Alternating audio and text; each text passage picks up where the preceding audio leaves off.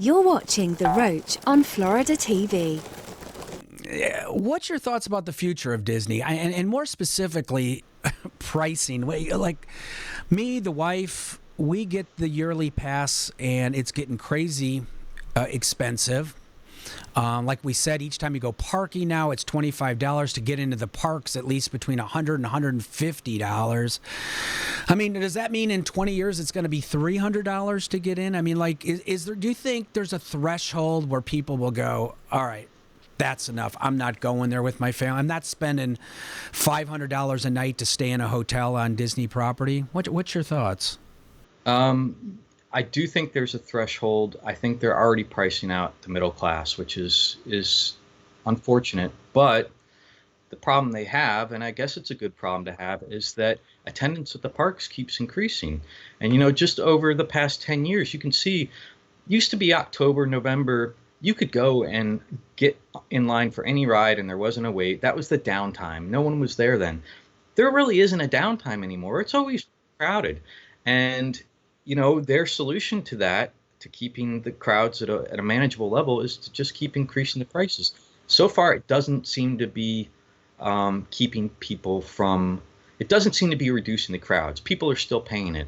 But like I said, what you're doing is you're definitely starting to price out the middle class, the kind of people who would take their whole family to Disney once a year, or save up for 3 years to finally be able to afford that vacation. Those people aren't able to afford it anymore. And that's really unfortunate. And you want to talk about what Walt would have hated. Walt would have hated that. His solution would have been build another park, add more rides. We've got the blessing of size, he called it. All the space you want in the world. Just make more attractions so that the park still seems less crowded. They're doing it now a little bit more, but not nearly as fast as they need to.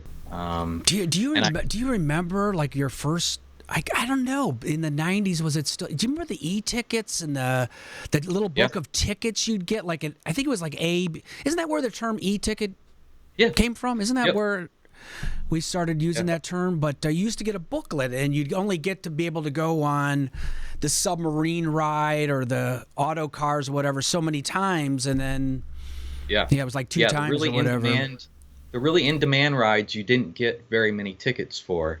The ones that were just people eaters that you could, as the whole park could go on them at once, basically, you got plenty of tickets for those. And then, if I remember correctly, you could buy more tickets. My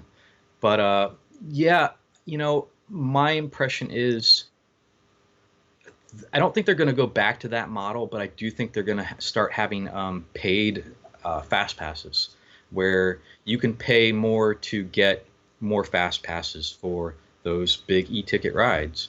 And I think they already have. I think there's an exclusive service. In fact, I just found out about it a couple weeks. I think they have that over at, maybe it's at all the parks, but it's real expensive. It's sort of this elite service that you get a certain amount of unlimited fast passes each month or something. I don't know all the details, but it's real expensive. But I think you're right. I think that's where it's going. Yeah, and it's going to be, talk about crazy when the Star Wars land opens. Man, it's going to be insanely crowded. I know people who are saying they're just not even going to bother going there for the first year or two that it's open, because they know it's just going to be ridiculously crowded. And, there's not a whole lot they can do about that. So, it's a conundrum.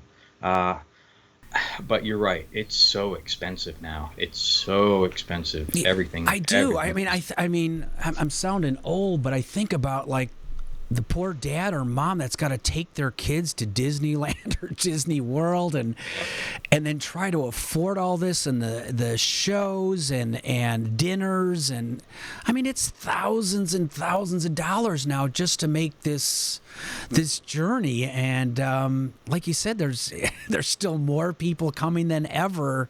So I don't know. It's a weird thing, because raising or jacking up the prices doesn't seem to phase people. They're just, okay, well, I guess.